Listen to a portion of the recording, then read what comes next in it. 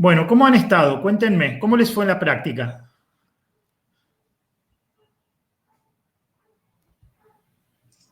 Bien, a mí me pareció bastante meterle para adelante, por así decirlo, la práctica.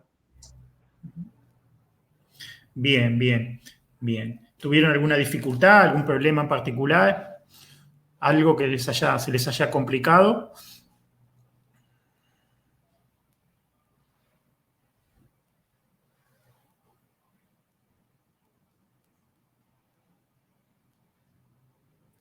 Y por el momento no, yo no me acordaba bien el tema de cuando teníamos un número muy grande y teníamos que aplicar logaritmo para cambiarlo de base, pero era lo único nomás.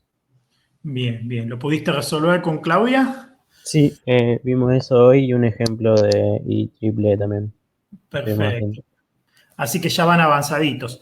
Bueno, entonces lo que vamos a hacer hoy es un resumen de la clase. Cuéntenme, ¿la pudieron ver, la clase 4?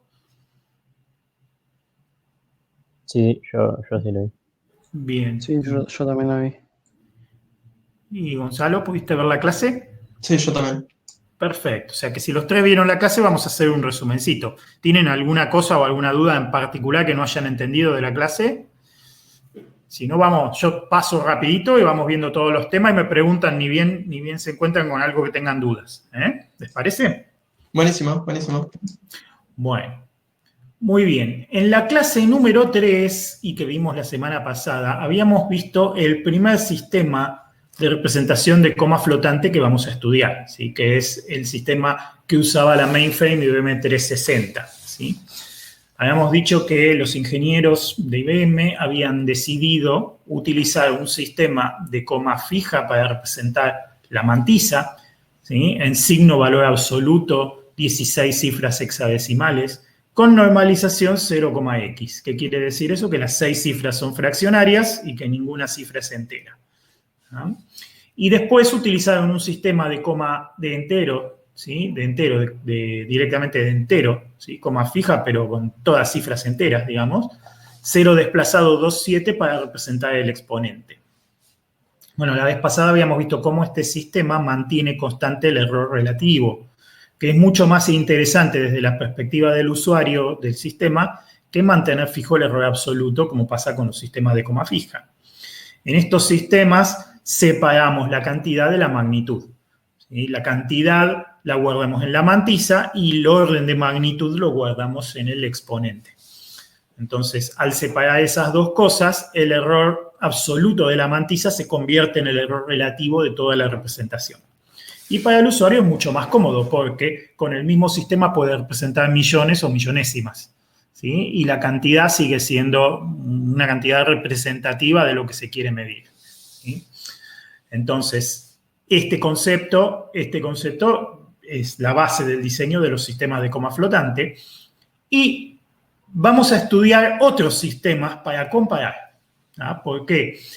Los ingenieros de IBM eligieron, por ejemplo, la base 16 para la mantisa y eligieron un alcance que, si ya lo calcularon en el práctico, va desde menos 64 hasta 63 para el exponente.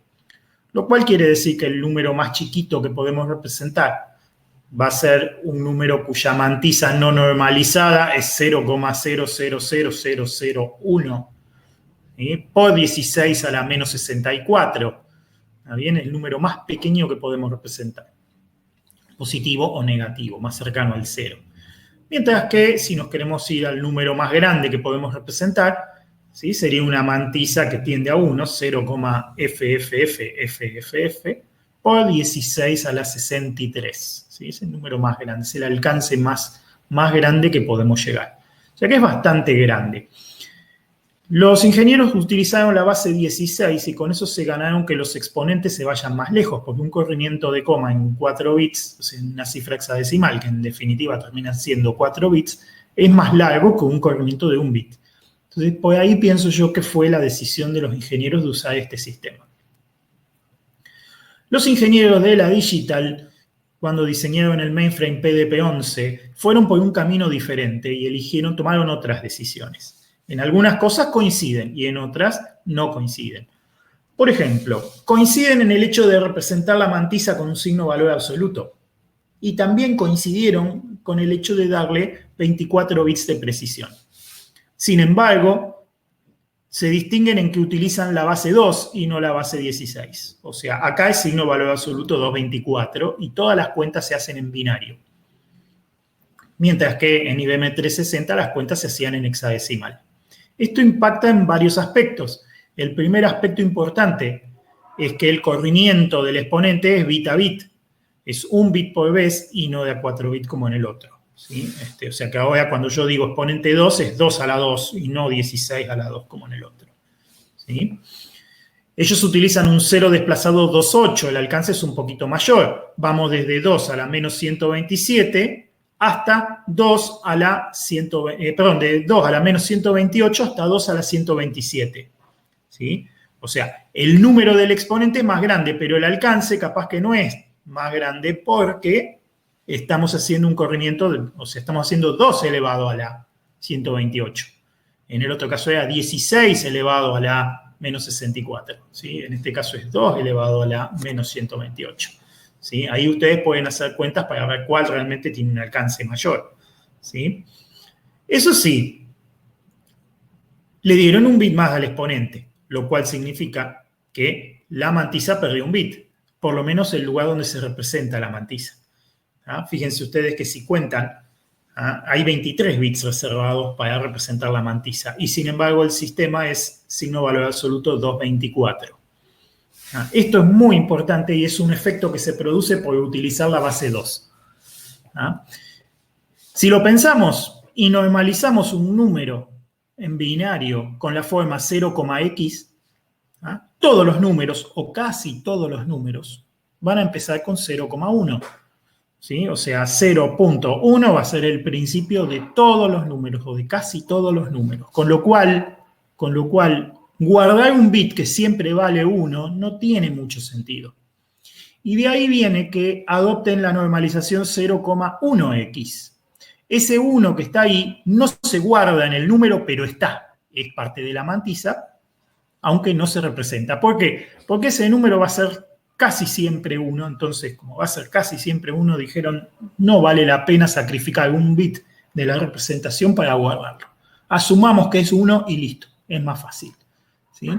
Entonces de ahí viene que la mantisa tenga 24 bits, pero que se represente en 23. Esto es muy importante cuando hacen los ejercicios, que no se olviden de, antes de hacer las cuentas, agregar ese 1 que está implícito, y cuando van a empaquetar la representación, eliminar ese 1 que está implícito. Esto es muy importante que lo hagan, porque si no les fallarían las cuentas. ¿Sí? Entonces, hicimos un ejemplo. ¿Sí? Tomamos el número 18,75, el mismo ejemplo que usamos la clase pasada para el IBM 370 y para el IBM 360, y vamos a aplicarlo acá.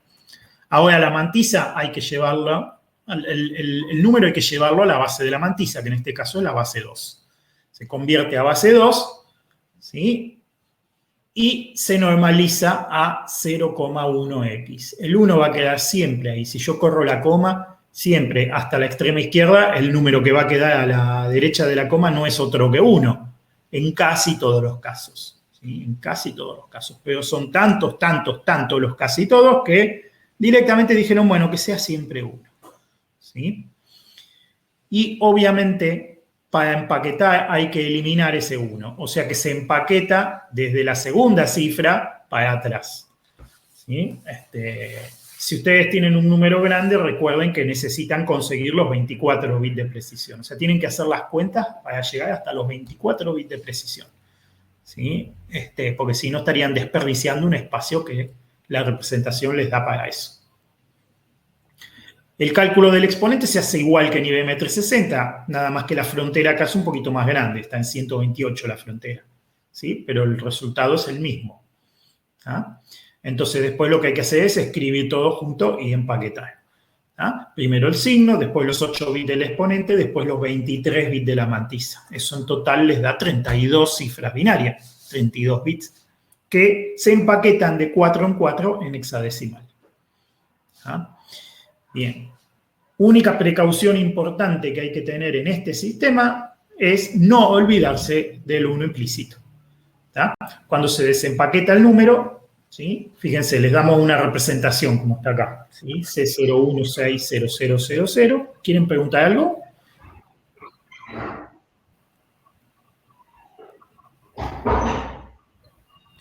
¿Alguien? No.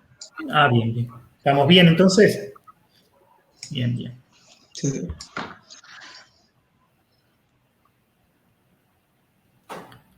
Ahí está. Bueno, muy bien. Entonces,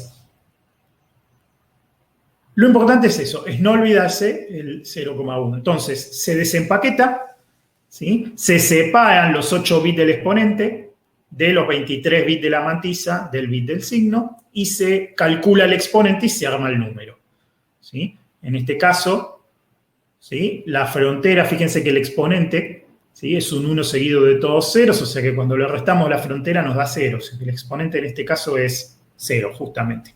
¿Ah? Y armamos el número. ¿Cómo se arma el número? El signo, el 0,1 y los 23 bits de la mantisa. ¿Ah? Se pasa el resultado a decimal, ¿está bien? Y tenemos el resultado. Bien. El problema era que dejamos pasar el casi todos. ¿Sí? Yo dije, casi todos los números normalizados empiezan con 0,1. La excepción importante a esa regla es el 0. El 0 es el único número que estando normalizado no empieza con 0,1. ¿Qué hicieron los ingenieros? Dijeron, bueno, es un solo caso, entonces lo que vamos a hacer es una excepción. Dijeron, bueno, las cuentas se hacen siempre así, excepto cuando la representación vale algo que es fácil de ver. En este caso eligieron todos ceros, ¿sí? Si la representación son 32 bits puestos en 0, entonces se asume automáticamente que el número vale 0. Y ya está. O sea, la unidad de cálculo de punto flotante directamente hace un if y pregunta, si la representación es todo 0, listo, entonces es 0. Y no hace más cuentas. ¿Ah? Si es cualquier otra cosa que no sea 0, entonces sí se pone a hacer las cuentas. ¿Ah? ¿Sí? Si la decodificáramos, si supusiéramos que esa excepción no existe y hacemos la cuenta como si fuera un número normal, llegaríamos a un número muy pequeño. O sea que lo que se sacrificó en definitiva es la representación de un número muy pequeño para representar el 0. ¿Está bien? Entonces, esta es la segunda precaución que tienen que tener en este sistema. Antes de empezar a hacer las cuentas, miren si no son todos ceros. Si son todos ceros, es 0 y no hay que hacer ninguna cuenta más. ¿Ah? Esta es la segunda precaución importante que hay que tener con este sistema. Y de la evolución del IBM 360 y del PDP-11, unos cuantos años de evolución, ¿sí? Dieron un estándar, ¿ah? Una estandarización, una situación en la que se pusieron todos de acuerdo y dijeron, bueno, vamos a armar un sistema bien pensado, bien craneado, vamos a decir, que sea más versátil y que tenga más, digamos, más usos, que aproveche de la mejor forma posible todas las cifras.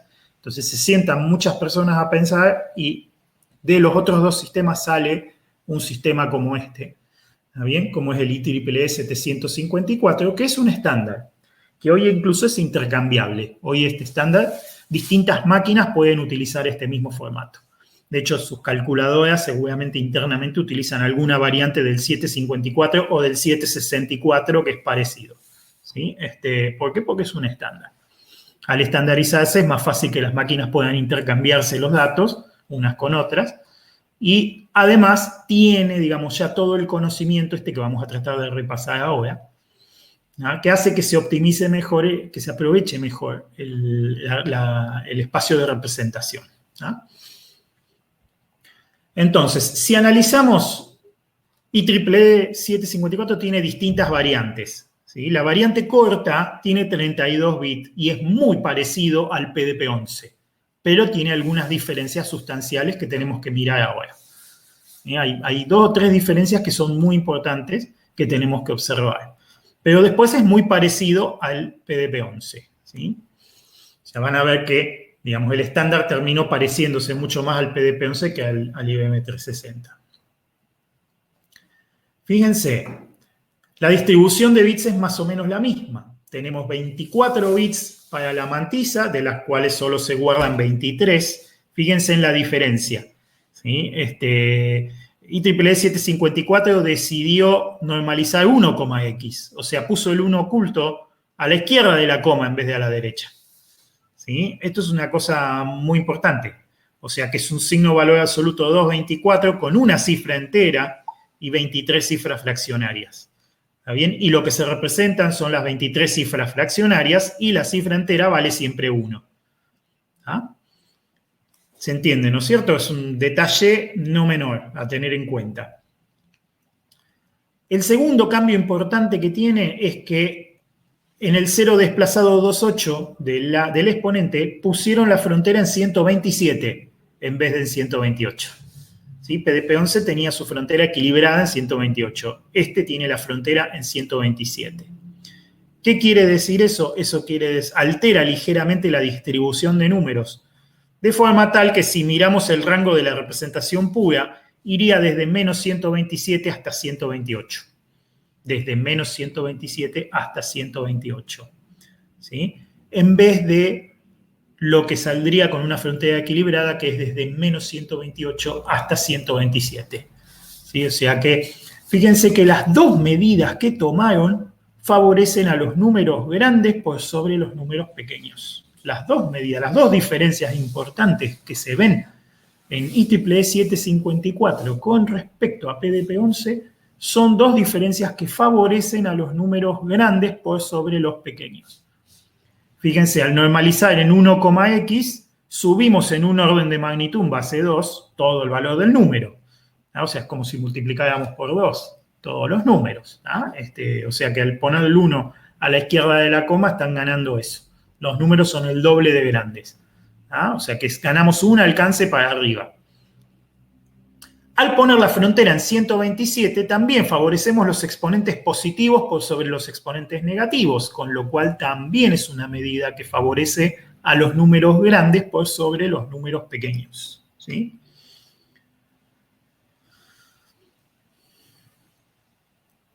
Ahora bien, eso no es todo. ¿Sí? A pesar de que el rango en 0 desplazado 28 daría desde menos 127 hasta 128, el estándar dice que el exponente mínimo es menos 126. ¿Sí? Y el exponente máximo es 127. ¿Qué quiere decir eso? Quiere decir que sacrifican una representación. ¿Sí? La primera representación, que son todos ceros, y sacrifican la última representación, que es justamente la que tiene todos los unos. O sea, dicen, esas dos no las vamos a usar. Para decir eso, no las vamos a usar en principio, ¿no? Entonces dicen, para hacer eso, fijamos el exponente mínimo y el exponente máximo. No se puede pasar de menos 126, no se puede pasar de 127. ¿Sí? Se sacrifican las representaciones extremas. Y las representaciones extremas son interesantes porque son fáciles de reconocer. Una porque son todos ceros, la otra porque son todos unos. ¿Sí? Entonces, fíjense, normalizar 1,x en vez de 0,1x favorece los números grandes sobre los pequeños. Correr la frontera implica que el exponente negativo absolutamente más grande es más pequeño que el exponente positivo más grande. ¿Sí? Esto también es importante porque es muy común la cuenta 1 sobre x, la inversa multiplicativa. ¿Sí? Entonces, si yo hago 1 dividido el número más chiquito, a mí me tendría que dar un número muy grande. ¿Sí? A mí no me conviene que si yo hago 1 sobre el número más pequeño me provoque un rebalse, o sea, el 1 sobre el número más pequeño se me vaya más allá de los números grandes. Me es mucho más costoso eso que al revés. ¿Sí? Que si yo hago un 1 sobre un número muy grande, se me haga un número tan pequeño que no lo puedo representar. Y si a esto le sumamos que después se tomaron otras medidas para representar los números pequeños, ese problema también queda resuelto. Y eso justifica el por qué la normalización es 1,x y también justifica por qué corrieron la frontera. ¿Esto se entendió? Dígame si se entendió, si no lo explicamos con más detalle, porque es importante. Hugo, ¿podrías agregar algunos detalles? Sí. Imagínense ustedes que tenemos, vamos a escribirlo eso acá abajo. ¿No? Imagínense ustedes que tenemos el número más, que el rango de exponentes fuera desde menos 128 hasta 127. ¿Sí?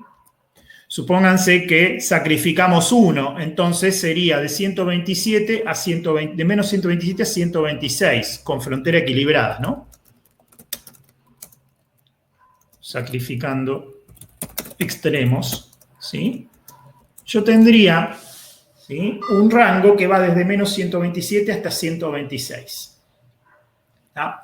El problema es este: 1 dividido 2 elevado a la menos 127,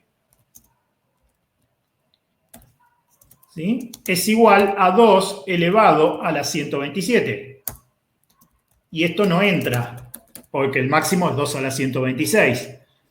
¿Se entiende, no es cierto? Produce un rebalse. ¿Está bien? Si nosotros hacemos con frontera en 127, sacrificando extremos, como hace IEEE 754, ¿sí?,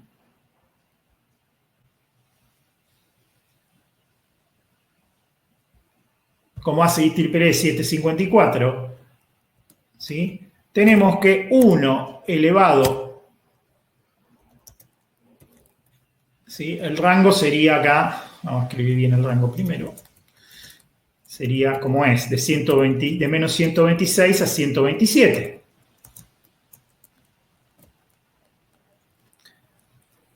Entonces, lo que termina ocurriendo es que en este caso el rebalse se produce al revés, se produce hacia adentro. 1 dividido 2 a la 127 es igual a 2 elevado a la menos 127. ¿Sí? Esto es un rebalse hacia abajo, ¿sí?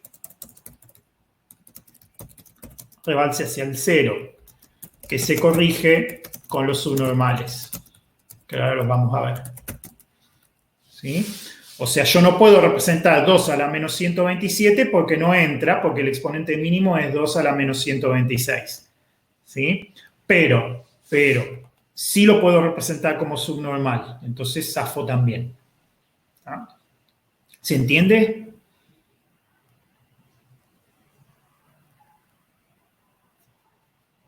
¿Se entiende por qué corrieron la frontera?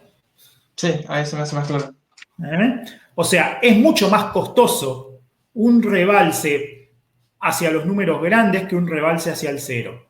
¿Sí? Es mucho más costoso. Si vos haces una cuenta donde te pasás, ¿sí?, hacia los números grandes, no tenés nada que hacer. ¿Sí? Estás hasta las manos y no te queda otra que usar una representación más grande. Mientras que si tu problema es que hiciste un rebalse hacia el 0, en el peor de los casos escribí 0 y no le vas a errar tanto. ¿Tá? En el peor de los casos. Pero incluso acá hasta hay una solución para eso también. Con lo cual, por eso se corrió la frontera.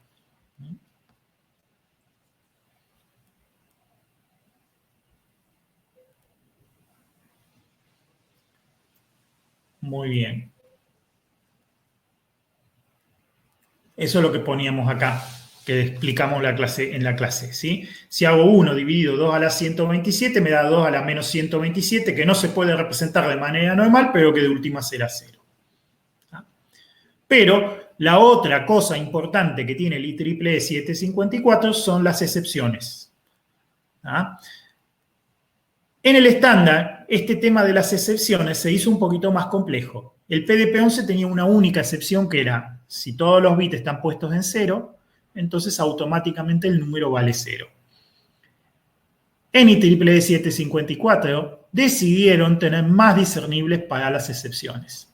Para las excepciones es para lo que se usan esas dos representaciones prohibidas de exponente. O sea, las que son todos ceros o las que son todos unos en el exponente. ¿Ah? Entonces, ahora es cuando ustedes tienen que tener mucho cuidado antes de ponerse a resolver un ejercicio de IEEE 754, de decir, antes de empezar a hacer cuentas, decir, esto no será una excepción, Porque si es una excepción no hay que hacer cuentas, hay que reconocer la excepción y listo. ¿Está bien? Entonces, por eso es muy importante que aprendan a reconocerlas. ¿Sí? La primera excepción importante es la misma que usaron los ingenieros de PDP-11, ¿sí? Que es el 0. Un número muy pequeño, indistinguible del 0. Puede ser positivo o negativo. ¿Cómo se representa? Se representa con un exponente menor al exponente mínimo y la mantisa en 0. ¿Qué quiere decir eso? ¿Cuál es el único exponente menor al exponente mínimo que se puede representar? Bueno, todos los bits en 0. ¿Sí? Sería lo que representaría al menos 127, que es más chico que menos 126. ¿Sí? Entonces, así distinguimos rápidamente la representación. Tenemos 23 bits en 0 en la mantisa, tenemos 8 bits en 0 en el exponente, y el signo puede ser 0 o puede ser 1. ¿Está bien? Cuando es 0, se representan los 32 bits puestos en 0, representan efectivamente al 0 o a un número infinitamente cercano al 0. Cuando le ponemos el signo en negativo, ¿sí? Que lo que sería el menos 0, ¿se acuerdan del menos 0 de signo valor absoluto? Bueno, acá le encontraron uso, que es decir, es un número infinitamente cercano al 0, pero está del lado de los negativos. Es lo que se llama el infinitesimal. ¿Sí? Entonces el menos 0, vamos a decir aquí, sería el número infinitesimal. ¿Está bien? Y lo distinguimos del 0 positivo porque en algunas operaciones, por más que el número se haya hecho muy pequeño, ya nos da mucha información el hecho de que el signo haya quedado negativo. ¿Sí? Entonces, por esa razón se distingue. Entonces, ¿cómo las reconocemos? A simple vista, todos ceros o un 8 seguido de todos ceros son los ceros o los infinitesimales. ¿No? Así se distingue con facilidad.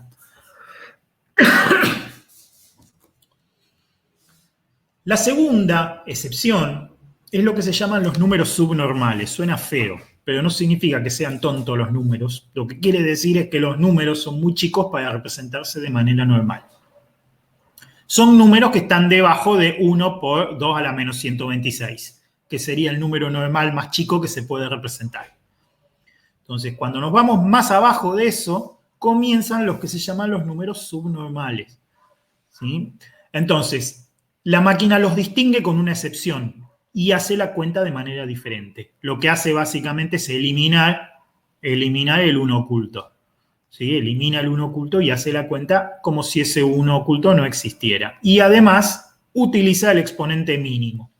Fíjense ustedes que cuando esto está en el rango de los subnormales, deja de ser un sistema de coma flotante y pasa a ser un sistema de coma fija, porque el exponente se clava en 2 elevado al exponente mínimo.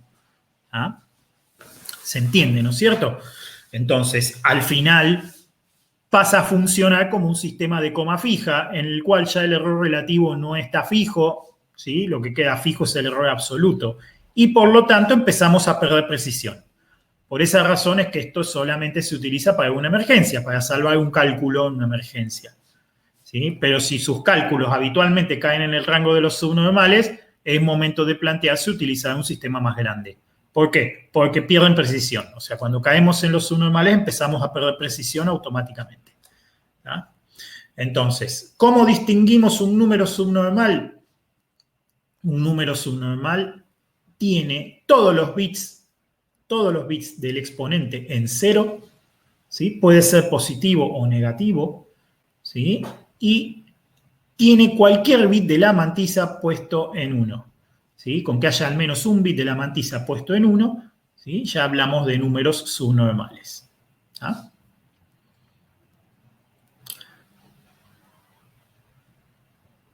Acá pusimos un ejemplo. ¿Sí? Fíjense, en este ejemplo 807 puse yo. ¿Por qué hice eso? Porque el 7 acá claramente no tiene su bit de más alto peso, que es este de acá, puesto en 1, si lo tiene en 0. Entonces de ahí sale que los 8 bits de la mantisa, del exponente están en 0. ¿Tá? De ahí se distingue. Después hicimos una cuenta. Dijimos, bueno, a ver, 0,111 por 2 a la menos 126. Fíjense, acá tenemos el caso. Este número es más chiquito que 1 por 2 a la menos 126. ¿Sí? El número normal más chiquito es 2 elevado a la menos 126. ¿Sí? Si lo divido por 2, llegamos a 0,5 por 2 a la menos 126, que es un número subnormal grande. Acá hice el ejemplo en la clase, espero que se haya llegado a entender. ¿Sí? Cómo se pasa naturalmente desde el normal más chiquito hacia los subnormales grandes. ¿Ah? Es un salto natural, digamos, donde se baja un orden de magnitud del número normal más chiquito, pasamos automáticamente a un número subnormal. ¿Ah? Entonces, ¿cómo se reconoce un exponente todos ceros sin desempaquetar?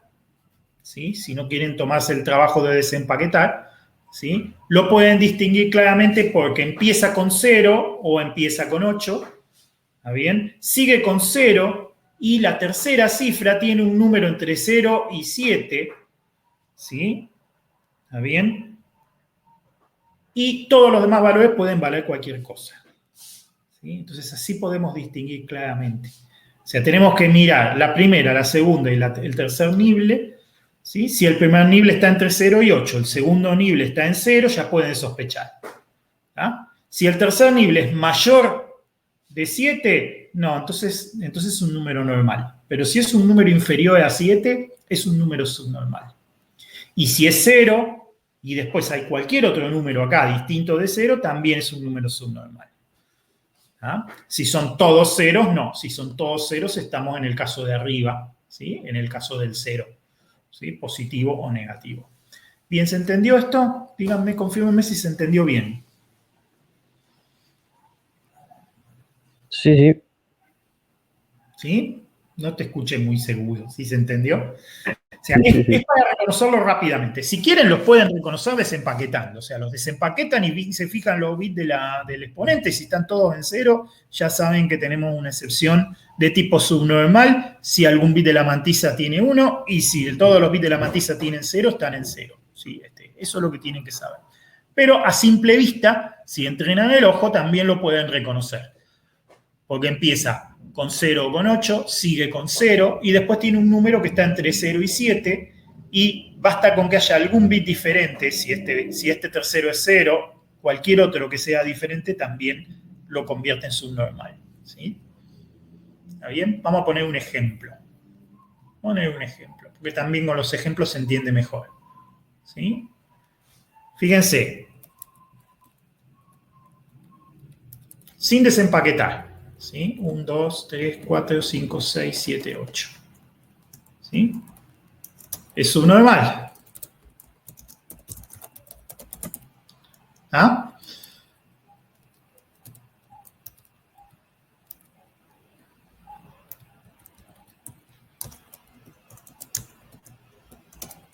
Este también. ¿Ah?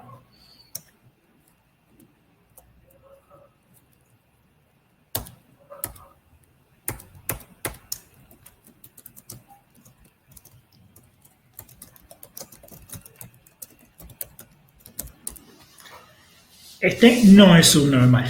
¿Ven? ¿Por qué? Porque esta cifra es mayor a 7. ¿Sí? Si lo desempaquetan,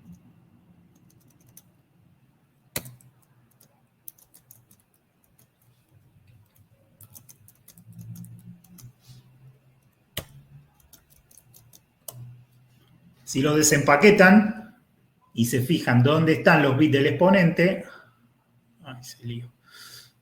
Y se fijan dónde están los bits del exponente,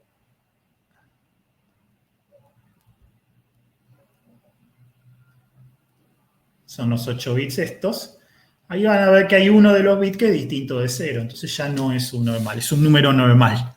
¿Sí? ¿Se entiende, no es cierto? Acá hay un ejemplo claro para que se vea. ¿Ahí lo entendieron bien?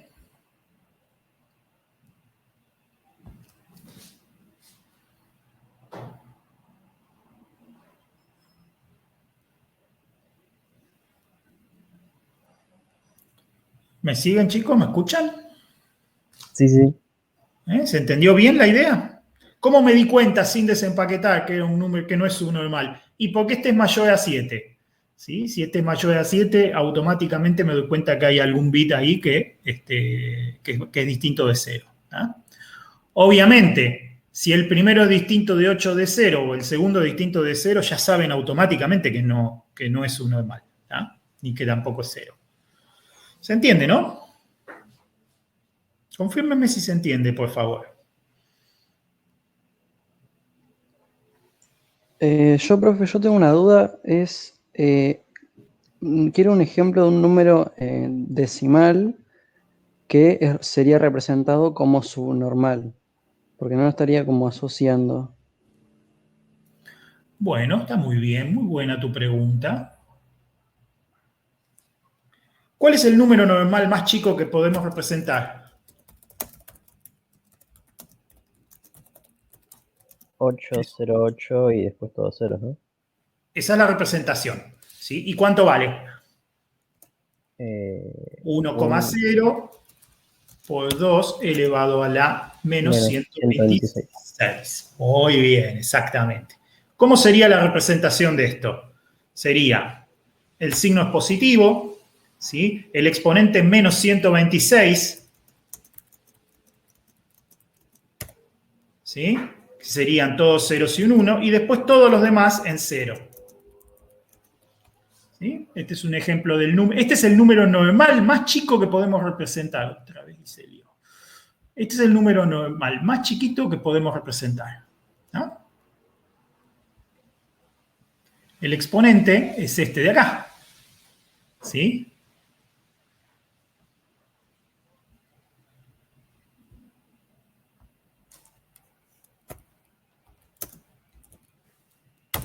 Fíjense que el número es 2 a la menos 126. Este en 0 desplazado 2,8 es menos 126. ¿Sí? Entonces el exponente es 2 a la menos 126.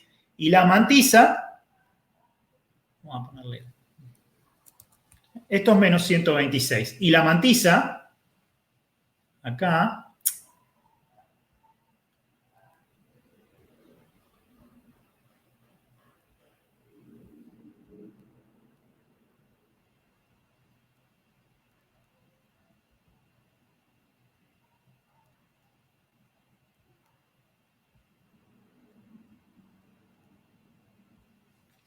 (1,0). ¿Sí? Recuerden que está el 1 oculto, ¿sí? Está el 1 oculto y después están los 23 bits en 0. Así que la mantisa es 1,0. ¿Ah? Entonces, ¿esto qué termina dándonos?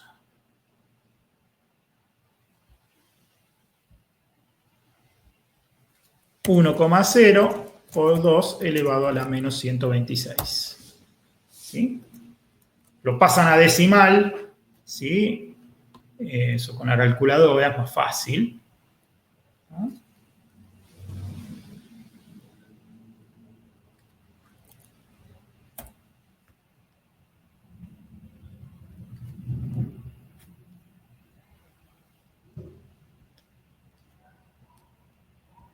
¿Sí? Aproximadamente 8,5 por 10 a la menos 37. Acá, o usan los logaritmos o usan la calculadora y les va a dar. ¿Está bien? Eso, como ustedes prefieran. ¿Sí? Pero da aproximadamente eso. 8,51 por 10 a la menos 37. Ese es el número normal más chiquito que podemos representar. Entonces, a tu pregunta es, ¿qué número podríamos representar como subnormal? Cualquier número más chiquito que este, ¿sí? Siempre que no nos alejemos más de 23 cifras para abajo. O sea, si yo quiero, no sé, hacer por 10 a la menos 50, no va a entrar. Pero 10 a la menos 38, 10 a la menos 39, ¿sí? Que cuando haces los logaritmos te va a terminar dando 2 a la menos 127, menos 128, 129. Hasta 23 podés ir más lejos, hacia el lado de los pequeños, y todavía lo podrías representar como un número subnormal. Si te pasás de los 23 cifras de la mantisa, sonaste, ya no lo podés representar y se convierte en 0. ¿Ah? ¿Se entiende, no es cierto? Sí, perfecto, muchas gracias. ¿Mm? Bien, bien, muy bien. Me alegro que se haya entendido. ¿Sí? Vamos a... primero déjenme verificar que no haya hecho mal esa última cuenta que les hice ahí. 2 elevado a la menos 126.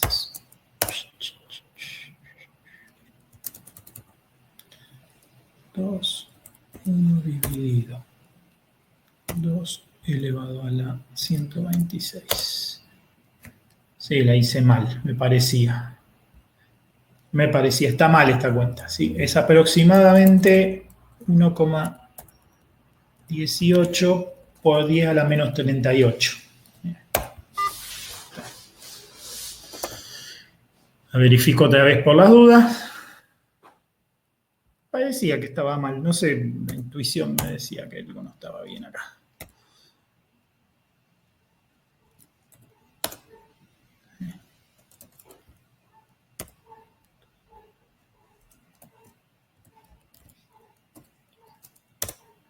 Ahora sí está bien, seguro.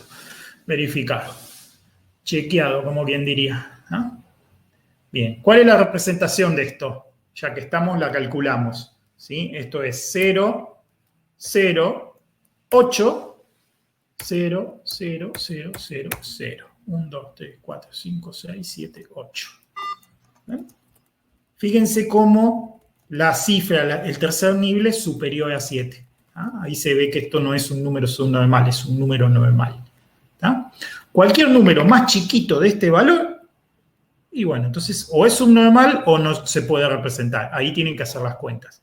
¿Sí? Cuando hagan los logaritmos, si les da un número demasiado chiquito, cuando lo quieran llevar a 2 a la menos 126, se les va de más de 23 bits, se tienen que correr la coma más de 23 lugares a la izquierda y ya no tienen nada que poner en la mantisa. ¿Se entiende, no es cierto?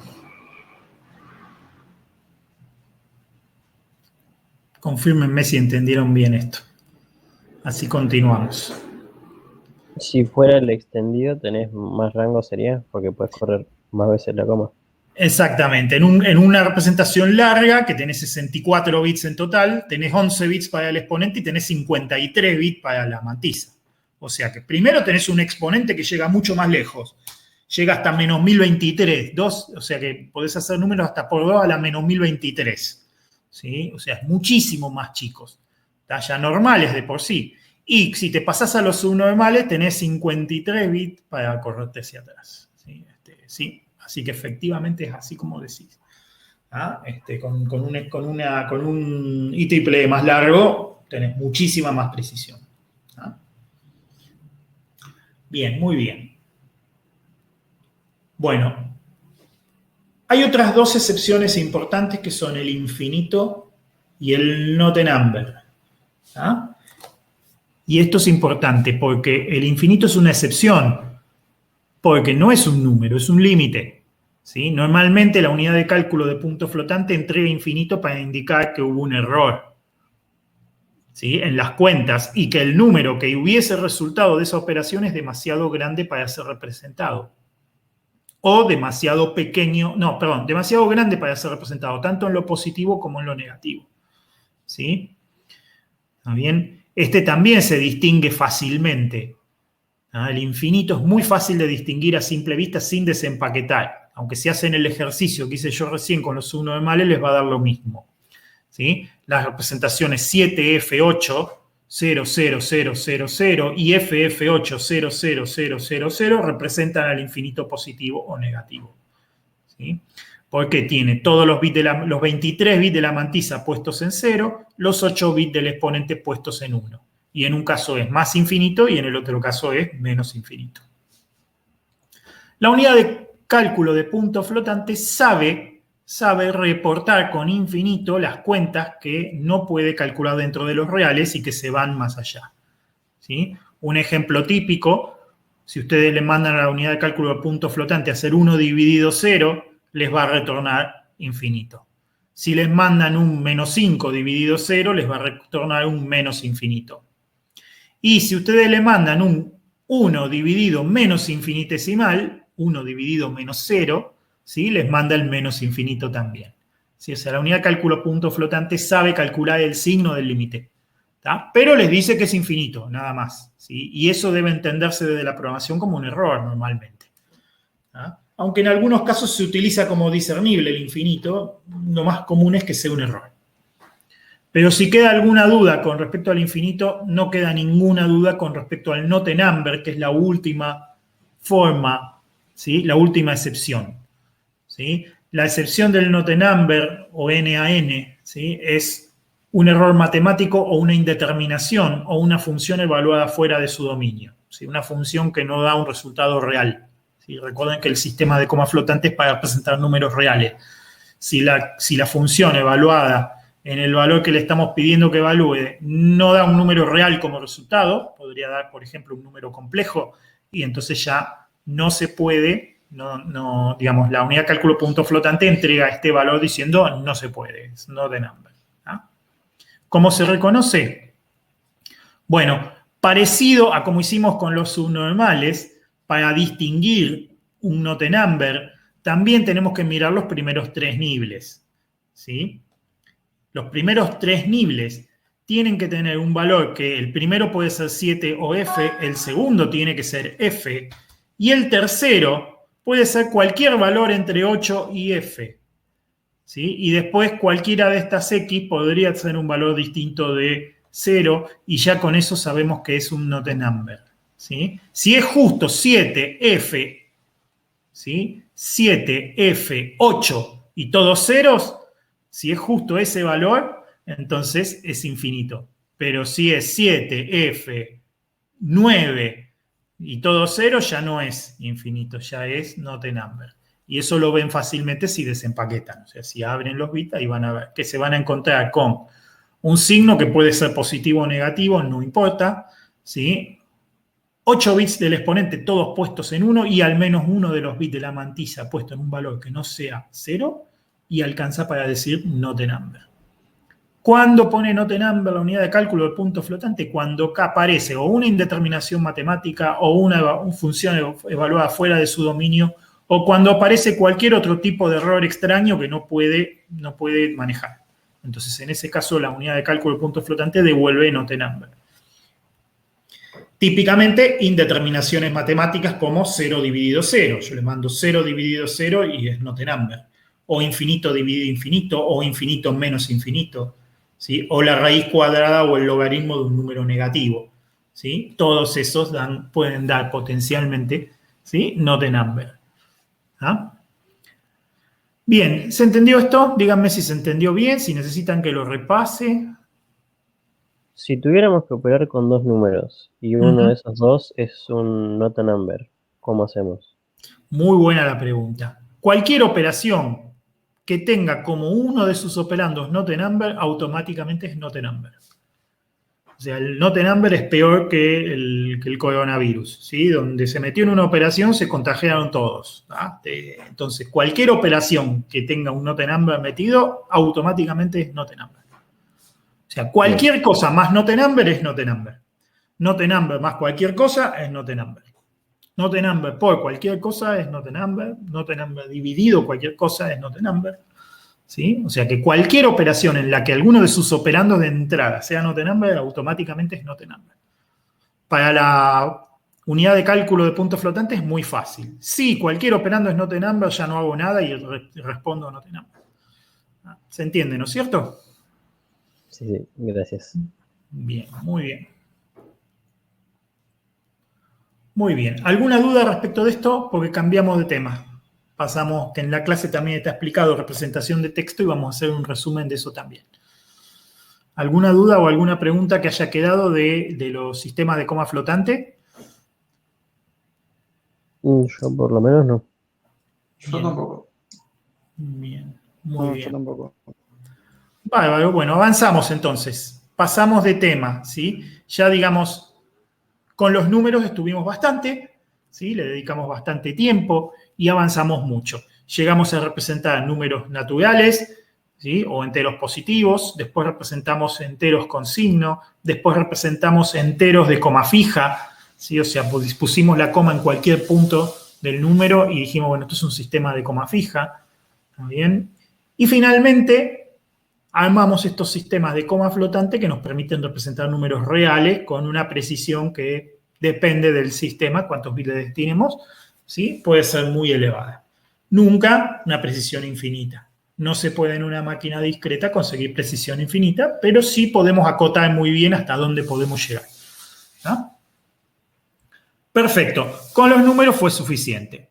¿Sí? Después, si quisiéramos, por ejemplo, representar números complejos, podríamos utilizar dos representaciones de coma flotante. Una para representar la parte real y otra para representar la parte compleja. Y eso normalmente ya se hace por software. ¿Sí? Entonces, de acá para arriba la máquina tiene un montón de potencialidad para hacer de todo con esto. ¿Ah? Esto es importante también que lo vean. Pasamos ahora, ¿sí?, a representación de texto. La representación de texto es un tema al que yo le dedico un espacio en esta materia, porque es uno de esos temas que desde la perspectiva técnica normalmente se subestiman. ¿Sí? Creo que lo dije en la clase, pero como es un problema que a todos se nos ocurre enseguida cómo resolver, suponemos que es fácil. ¿Ah? Y el hecho de que un problema sea fácil de resolver no quiere decir que el problema sea fácil, porque aparecen otras condiciones y otros problemas que no son funcionales y que hacen al problema también. ¿Ah? Y por eso es importante detenerse a mirarlo. Si yo les digo, tengo un alfabeto de símbolos, por ejemplo, no sé, las letras del alfabeto en mayúscula, en minúscula, o si quieren agarramos la máquina de escribir, que así fue como se comenzó. Se tomó el teclado de la máquina de escribir y se dice, a ver, tengo, no sé, 80 símbolos acá para representar. ¿Dónde meto los 80 símbolos? ¿Sí? De todas las letras mayúsculas, todas las letras minúsculas, todos los signos de puntuación, los números, no como números, sino como glifo, como dibujito, ¿sí? Como carácter. ¿Ah? Lo quiero representar, o sea, quiero decirle a la máquina que acá se dibuja un 7, ¿sí? O acá se dibuja un 8. ¿Está bien? No el valor 8, sino el dibujito del 8, ¿sí? Como carácter, no como valor. ¿Tá? Entonces yo les digo, bueno, tengo que guardar en ese casillero con el que empezamos esta materia, ¿sí? Tengo que guardar algo que represente un carácter. A todos se nos ocurre enseguida esta idea simple de decir, bueno, ¿por qué no armamos una tabla y le ponemos un número a cada carácter? ¿Sí? Entonces se arma un diccionario donde se dice, bueno, a ver, la letra A vale 1, la letra B vale 2, la letra C vale 3, la letra D vale 4, el signo de pregunta vale, no sé, 18 y la A acentuada vale 45. ¿Sí? Y a cada simbolito le damos un valor. ¿Ah? Está buena la solución, es sencilla. Después simplemente guardamos, en vez de guardar la letra que no la podemos guardar, guardamos el número que representa a la letra. Entonces después, el teclado, cuando ustedes aprietan la letra A, le transmite el 1 a la máquina, ¿sí? Con lo cual la máquina recibe un 1. ¿Sí? Y la placa de video, cuando recibe el 1, les pinta en la pantalla la letra A. ¿Tá? O sea que con que estén de acuerdo el teclado y la placa de video, podemos representar caracteres. ¿Se entiende esto, no es cierto? A ver si me siguen hasta acá el punto. Sí, hasta ahí sí. Sí. Bien. O sea que el concepto es muy sencillo. Hacemos una tabla, nos ponemos todos de acuerdo, ¿sí? Programamos el teclado para que entregue los números correctos y la placa de video para que entregue los números correctos y ya está. Tenemos una solución bárbara. ¿Tá? Guardamos en un archivo, en una memoria, en cualquier lado, los números. Y después le decimos a la placa de video, bueno, mostrame los caracteres de estos números. Y al teclado, cuando vamos escribiendo, envíale a la máquina, ¿sí?, para cada tecla el número que le toca a esa tecla. Y ya está, la hicimos fácil y resolvimos el problema. ¿Tá?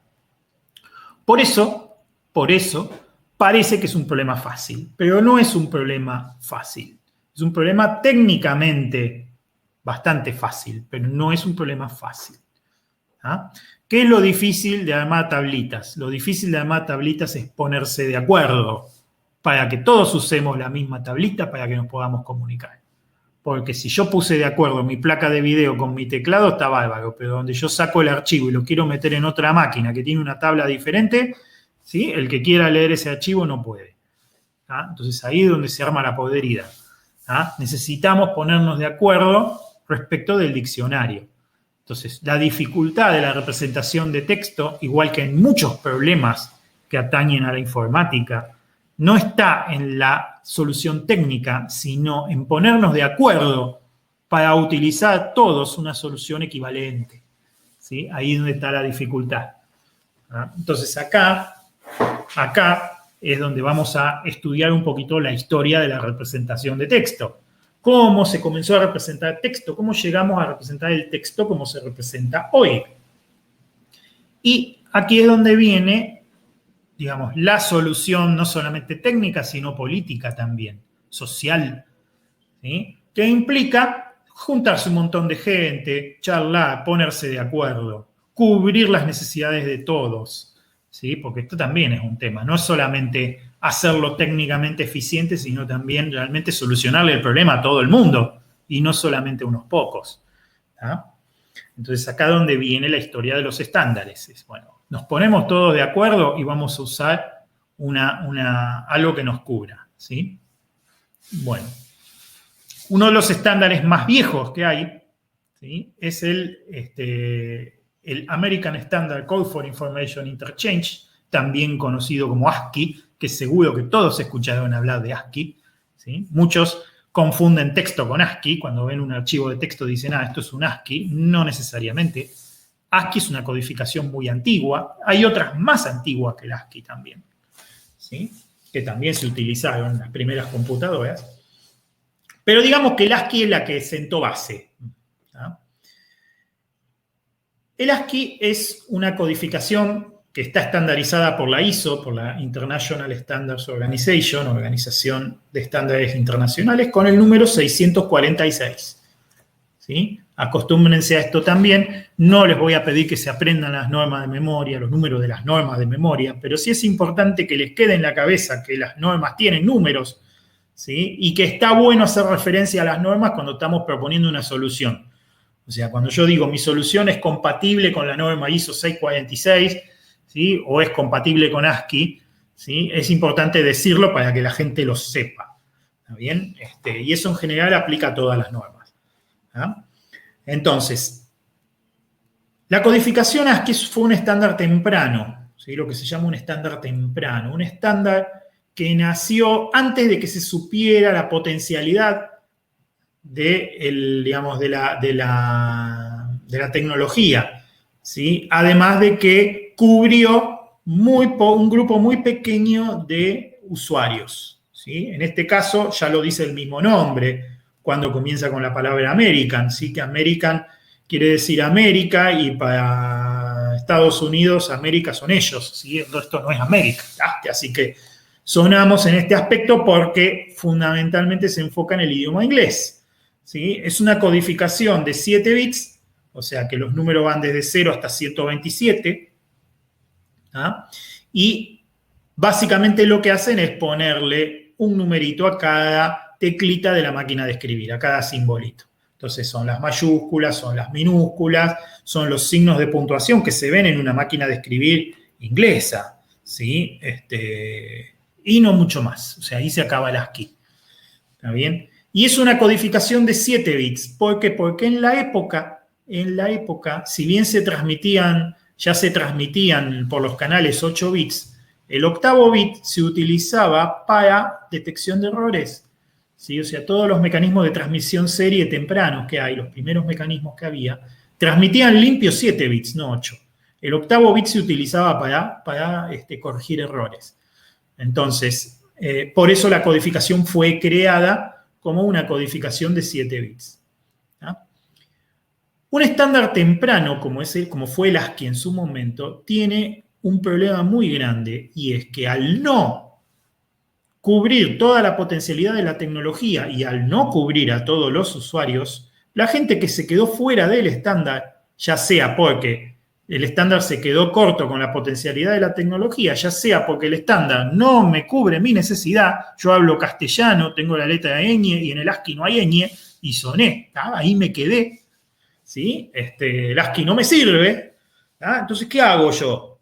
¿Qué hago yo? Bueno, hago lo mismo que si no hubiera estándar en absoluto. Me invento una solución para mí. que es lo que ocurre con los estándares tardíos. Un estándar que llega tarde no lo usa nadie. ¿Por qué? Porque todo el mundo ya está usando algo que a alguien se le ocurrió antes y que salió primero. ¿Está bien? Entonces, eso es lo que pasó con el ASCII y es lo que pasó con la representación de texto. O sea, el ASCII cubrió muy bien las necesidades de la gente que habla en inglés. ¿Qué pasó con todo el Oriente? Como si los rusos no hicieran computadoras, los japoneses no hicieran computadoras, los chinos no hicieran computadoras. ¿Ah? El ASCII no les servía, entonces lo descartaron y empezaron con sus propios estándares. ¿Ah? Y lo mismo pasó en Occidente para los lenguajes que necesitaban más símbolos que los símbolos que da el ASCII. ¿Sí? Empezaron a crearse diccionarios alternativos que, obviamente, mejorando la tecnología y ya teniendo sistemas que transmiten los 8 bits, ¿sí? Nos ganamos un bit y con eso se duplicó el tamaño de la tabla, pasamos de 128 a 256 y teníamos toda la parte de arriba para poner más símbolos. Entonces empezaron a aparecer tablas para codificación de caracteres para distintos idiomas que respetan el ASCII en la parte baja, o sea, los primeros 128 cifras respetan el ASCII, y en la parte alta codifican los símbolos que faltan en el ASCII. ¿Se entiende, no es cierto? Díganme si se entendió bien lo que pasó. ¿Ah?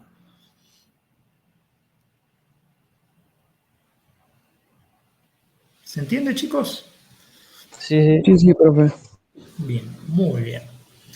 Entonces, ¿qué pasó? Por ejemplo, el sistema operativo de OS tenía sus codepage, ¿sí? Codepage o sus páginas de códigos, ¿sí? Que tenían su numerito y eran de DOS, o sea que si te ibas de DOS no funcionaban, a menos que el otro se hiciera compatible con DOS. ¿Ah? Entonces, por ejemplo, el codepage 470 de DOS era genérico y tenía dibujitos, ¿sí? Se usaba para imprimir cuadritos en las impresoras, ¿sí? Tenía dibujitos, simbolitos de esquinas, de líneas, como para hacer dibujitos. ¿Ah? El codepage 852 era el soporte para idiomas de Europa Occidental, que tenía todos los caracteres acentuados, por ejemplo, mayúscula, minúscula. ¿Sí? Después a la impresora, cuando uno se compraba una impresora en los años 80 y le tenía que codificar con jumpers, ¿sí? ¿Qué codepage querías usar para que la impresora imprima bien? Pues si no, imprimía cualquier cosa. ¿Ah? Bueno, esas cosas son historia. Ustedes ya llegaron para cuando eso estaba todo resuelto, pero eso fue así al principio. Muy bien. El ASCII fue pensado básicamente para comunicarse con terminales. Los primeros 32 símbolos del ASCII son caracteres de control, en realidad, que se utilizan para controlar terminales. ¿Ah? Por eso que si lo miran, si analizan el código ASCII, los primeros símbolos son todos cosas raras. Es decir, a ver, el salto de página, por ejemplo. El salto de página, el salto de línea, ¿sí? Qué sé yo, el tabulado horizontal, el tabulado vertical, ¿sí? Hasta la campana, ¿sí? Hasta la campana de la terminal es una cosa que uno, que está codificada en el ASCII, ¿sí? O sea, hay un carácter que hace sonar la campanita de la terminal, ¿sí? El ASCII 8, ¿no? O hay un carácter para retroceder, o hay un carácter para saltar línea, hay un carácter para retorno de carro, ¿sí? Son dos caracteres de control que están en la parte baja del ASCII. Los símbolos que van desde el 32 hasta, no era el 128, pero no sé si no era hasta el 127, pero hasta el 120 o 125, ¿sí? Son todos símbolos que se pueden imprimir. Y después hay 2 o 3 ahí en el final que también son de control. El 127 en particular es un carácter de control, creo que es el delete, ¿sí? Y no me acuerdo si hay alguno más que también es de control. Pero eso era el ASCII, era muy sencillo. ¿Ah? Y después los símbolos imprimibles son todos símbolos de la máquina de escribir inglesa y nada más. ¿Ah? El estándar que apareció tardío, fue el ISO 8859, ¿ah? Que codifica son toda una familia de codificaciones de 8 bits, ¿sí? Para resolver básicamente los problemas de Occidente. ¿Sí? Los problemas de Oriente están muy poco resueltos con esto porque la mayoría de los idiomas orientales no alcanza. Con 8 bits no obtenemos suficiente espacio para todos los símbolos que tienen. Imagínense que el chino, el japonés, capaz que andan en 3.000, 4.000 símbolos que necesitan guardar. y en un byte tenemos 256 espacios, así que no llegan. Ellos se fueron por su lado, se cortaron solos, hicieron sus propias codificaciones porque las occidentales no les servían. ¿tá? Pero en Occidente llegó el ISO 8859, que fue un estándar que, digamos, toda la familia 8859 respetan la parte baja y hacen lo mismo que el ASCII, y en la parte alta, ¿sí? Tienen distintas tablitas, igual que los antiguos codepage de DOS, pero estandarizados. O sea, ahora, digamos, sí tienen fuerza de estándar. No es que las creó una empresa para zafar de un problema, sino que están pensados y fueron equilibrados. ¿sí? Por ejemplo, el ISO 8859-1 es el que se usa acá en Argentina. ¿sí? Es el que cubre bien el español, el portugués y en general todos los idiomas de Europa Occidental. El ISO 8859-2 creo que es más para Grecia, bueno, incorpora las letras griegas y algunas otras cosas más. Y así hay distintos, eso lo pueden buscar, ¿sí? Las tablitas del ISO 8859, qué lenguajes cubre cada una. ¿tá? El último que se hizo fue el 15, el ISO 8859-15, que eso no significa que vino después del 14, creo que el último fue el 11, ¿sí? Después se saltó derecho al 15, cuando se incorporó el euro a fines del siglo pasado. ¿sí? Cuando se incorporó el símbolo del euro, ¿sí? Hubo que modificar el ISO 8859-1 levemente para poder meter el símbolo del euro y el símbolo del céntimo. Fines del siglo XX fue cuando se creó el euro. ¿sí? De ahí viene también una influencia histórica muy importante tiene. ¿Ah? Bueno, las codificaciones de 8 bits se hicieron muy comunes y se utilizaron en todos los sistemas, por lo menos acá en Occidente. Y en Oriente había quien usaba sus codificaciones nativas, pero muchos optaron también por directamente utilizar las codificaciones occidentales y armar representaciones para sus símbolos con letras occidentales. ¿sí? De la misma manera que algún loco ha querido eliminar la ñ del idioma castellano para que se pueda escribir bien en una computadora, ¿sí? Cosa que es una locura de un sistemismo. Pero bueno, ha pasado. ¿sí? El problema que tiene la codificación de 8 bits es que así como está, no hay una forma de determinar qué codificación se está usando. O sea, no hay ninguna técnica para que una computadora, yo les doy un archivo codificado con ISO 8859, pero no les digo cuál de ellos. ¿Sí? Si es el 1, si es el 2, si es el 3, bueno, no hay ninguna forma automática y determinística para decir esto está codificado en ISO 8859-1 o en ISO 8859-2 o en ISO 8859-15. ¿ah? Y obviamente no podríamos poner texto de distintos idiomas en el mismo archivo por la misma razón. O sea, necesitamos algún protocolo de alto nivel para poder corregir ese problema. ¿Ah? Que obviamente existe, como el MIME, por ejemplo, que anuncia qué codificación de texto tiene un texto antes de mandarlo, ¿no? Es un problema ese, ¿sí? La solución definitiva al problema es buscar una codificación universal, una codificación que le sirva a todo el mundo, ahora sí, hacer las cosas bien, cubrir todo el mundo, ¿está bien? Y abandonar la noción de que un carácter es un byte. Lo cual es muy difícil. ¿Por qué? Porque muchos programadores escribieron programas diciendo un carácter es un byte automáticamente. Y cuando contaban caracteres, contaban bytes. Y eso está metido por todo el código en todos lados, con lo cual era dificilísimo salirse de la noción de un carácter igual a un byte. Muy difícil. ¿Ah? Entonces, por ahí nació, ¿sí? Por ahí nació el estándar ISO 10646. El estándar ISO 10646 tiene un número que se parece al 646 original porque viene a representar la evolución del ASCII. ¿Qué vino después del ASCII? Vino una codificación universal. ¿sí? Universal Character Set. Una tabla mucho más grande que buscaba darle un numerito a cada símbolo que se usó, se use o se vaya a usar alguna vez para representar información. O sea, muy ambicioso el proyecto. ¿Ah? UCS, hay dos variantes. ¿sí? El UCS 2 tiene 65.000 símbolos, 2 a la 16 símbolos. ¿sí? Y el UCS 4, que tiene 4.000 millones de símbolos, 2 a la 32. ¿sí? O sea, son los dos diccionarios, digamos, ¿ah? que se estandarizan en el 10646 y que tienen previsto espacio, tienen muchísimo espacio reservado para uso futuro, porque tiene previsto cosas que todavía no se conocen, ¿sí?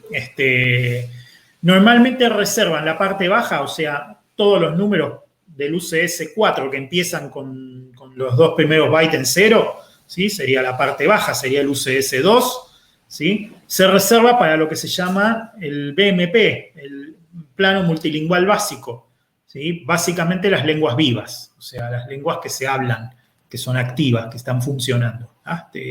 Mientras que el resto se guarda para cualquier otro símbolo, ¿sí? De lenguas que ya no son necesariamente vivas.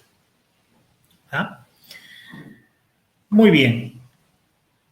En la teoría eso está bárbaro. Yo tengo un diccionario que tiene números que ya son de más de un byte, ¿sí? Pueden ser de 2 o de 4 bytes, para representar, ¿sí? un símbolo. Entonces, la pregunta ahora es, ¿qué pasa con la codificación?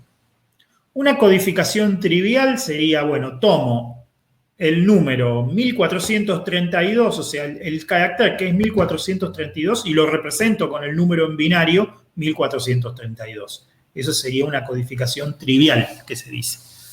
¿Está bien? Pero la codificación trivial tiene una serie de problemas.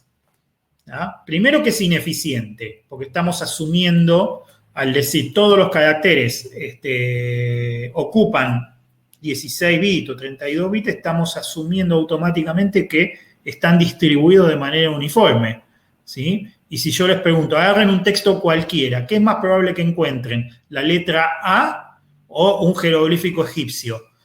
¿Sí? Que ya no se usa más. Lo que está bueno porque alguna vez usó, pero que no se usa más. ¿Qué es más probable que encuentren en un archivo? No, mucho más probable que encuentren una letra A. ¿Sí? Con lo cual ya automáticamente se deduce que si usáramos una codificación trivial, el sistema sería muy ineficiente. O sea, todos los archivos de texto ocuparían 2 o 4 veces más espacio del que tienen que ocupar. Y eso es un lujo que no nos podemos dar. ¿Ah? Entonces, lo que se hace es inventar codificaciones. ¿Ah? Inventar codificaciones. O sea, se crean codificaciones que, digamos, buscan resolver algunos problemas. ¿Ah? Vamos a empezar con, ¿sí?, los parámetros de la codificación. ¿Sí? El número 0800, esto es un ejemplo. ¿Cómo lo codifico? Lo podría codificar como, dijimos hoy, 0800. Ya empezamos con problemas. ¿Por qué? Porque algunas máquinas guardan los bytes en orden y otras máquinas guardan los bytes en el orden inverso. ¿Sí? Por ejemplo, las máquinas que vienen de Intel guardan al revés las cifras. Guardan las cifras de más bajo peso a la izquierda y las de más alto peso a la derecha.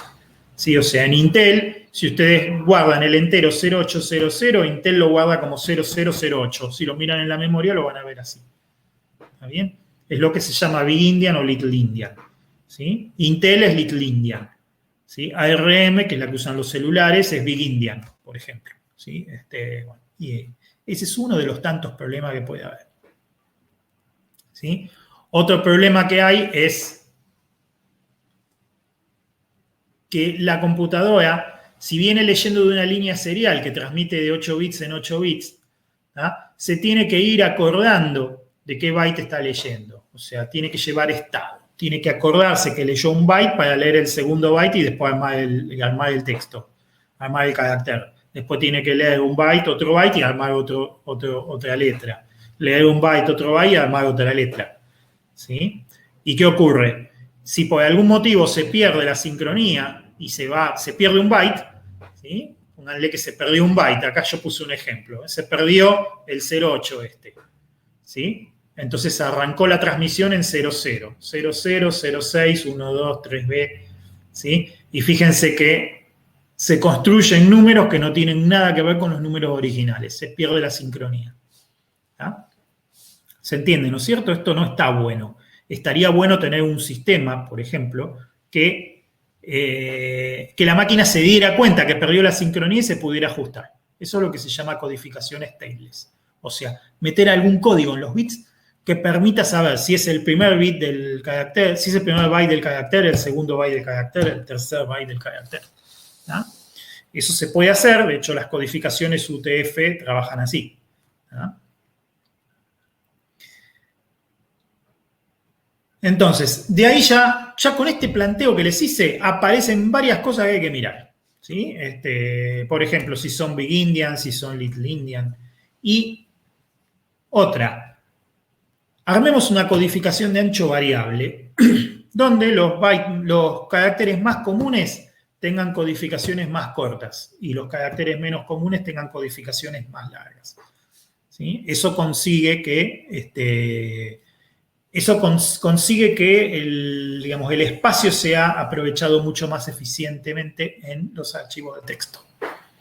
¿Sí? Ahí es donde aparece el proyecto Unicode. El proyecto Unicode es un proyecto que busca implementar el UCS en las máquinas. ¿Ah? Y el proyecto Unicode nació de los Unix, ¿sí? Y después se pasó a todos los sistemas. Hoy las codificaciones Unicode se usan en todas partes.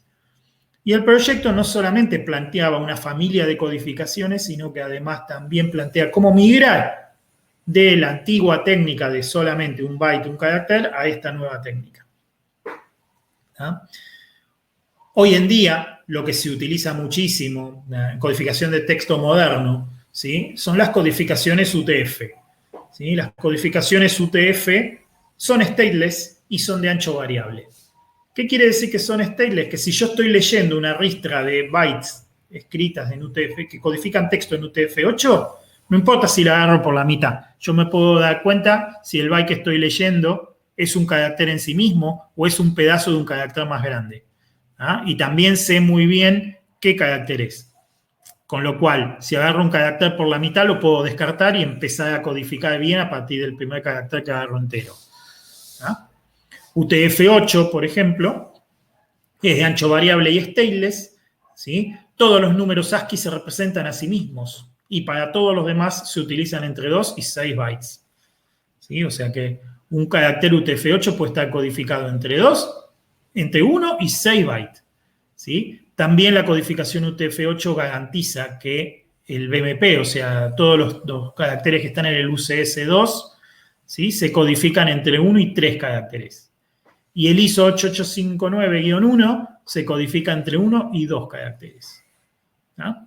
Entonces, ¿qué tiene de bueno esto? Un texto en ASCII puro, ¿sí? Es un texto válido en UTF-8, porque todos los caracteres ASCII se representan a sí mismos.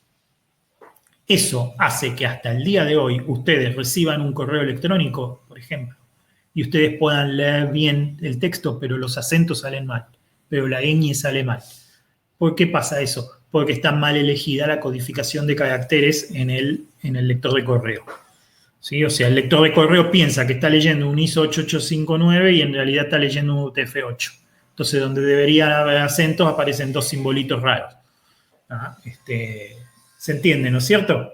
Si ustedes ponen correctamente la codificación de caracteres en el lector de correo, entonces los acentos les salen bien. Hasta el día de hoy hay problemas con eso. El ASCII está mucho más naturalizado, entonces en general los caracteres ASCII se ven bien en todas partes, pero los caracteres que están codificados ya no tanto. ¿Ah? Así que bueno, eso es importante que lo vean porque hasta el día de hoy cualquier máquina moderna utiliza UTF-8, por lo menos en Occidente. También hay UTF-16 que se utiliza en Oriente, ¿sí? Que tiene un mínimo de 16 bits, ¿ah? En vez de un mínimo de 8 como tiene la UTF-8. ¿Sí? Es más apropiada para uso de Oriente, ¿sí? Para idiomas como el japonés o el chino o el ruso que tienen muchos glifos. ¿Sí? Bien, muy bien. Este es el resumen, lo más importante que podemos resumir de representación de texto. Miren la clase igual que ahí está todo explicado con más detalle. Una pregunta. Eso. ¿Tienen preguntas? Ahora es buen momento. En el UTF-8, vamos a ver cómo funciona internamente para el tema de que sea stateless. Creo que expliqué algo en la clase. No me acuerdo si lo llegué a decir, pero si les interesa, la próxima les muestro. Es muy técnico, ¿sí? Pero si quieren lo buscamos.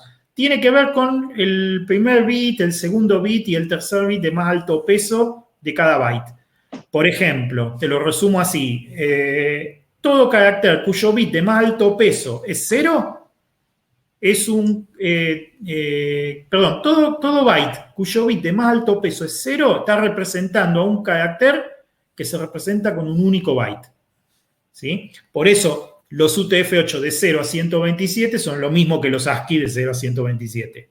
¿Ah? Si el bit de más alto peso empieza con 1, ¿está bien? Y el segundo bit de más alto peso empieza con 0, entonces esto es el segundo byte, ¿sí?, de un carácter multibyte. ¿Ah? ¿Está bien?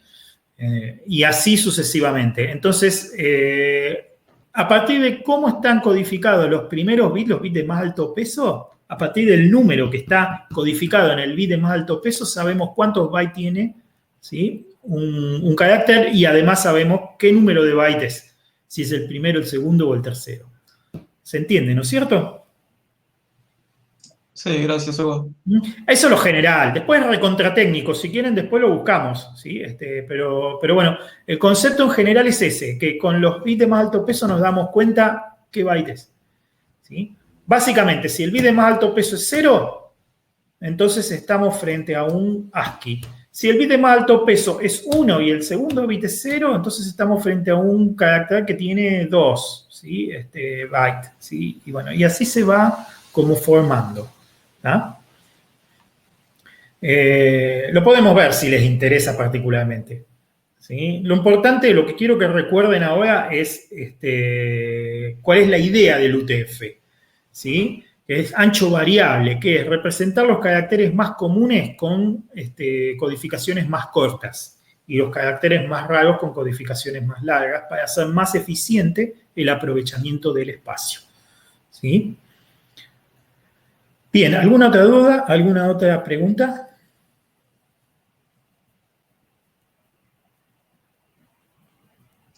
De mi parte, no. Bien. No, tampoco. Tampoco. Bien. Bueno, si cubrimos todos los temas, dejamos acá, ¿sí? Les prometí que las clases no iban a ser largas y estoy tratando de cumplirlo, ¿sí? Nos vemos entonces. Muchísimas gracias, chicos. Nos vemos la semana que viene. Gracias. Nos vemos la semana Nos que viene. Hasta vemos, luego. gracias. Hasta luego.